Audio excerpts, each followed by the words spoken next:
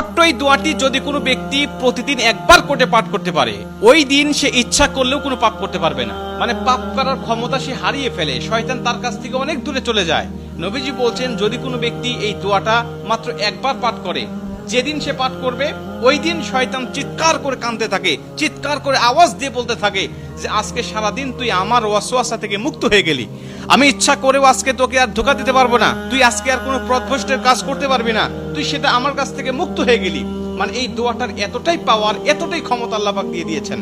অতএব আমরা এই দোয়াটা মুখস্থ রাখবো, ছোট্ট একটি দোয়া মুখস্থ করে প্রতিদিন আমরা তেলাওয়াত করব।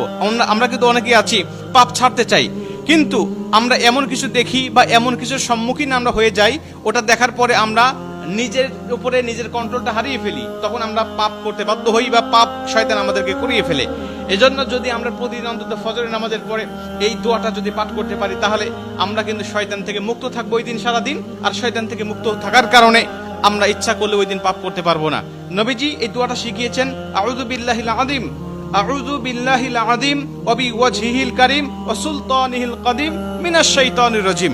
আমি আবারও দোয়াটা পাঠ করছি, যারা লিখে নিতে পারেন লিখে নেবেন, এবং প্রয়োজনে এটা ভিডিও আকারে যেহেতু এটা পাবলিশড হবে, আপনারা যারা ফেসবুকে দেখবেন আপনারা অবশ্যই এটা শেয়ার করে রেখে দিবেন টাইমলাইনে, প্রয়োজনে বারবার শুনে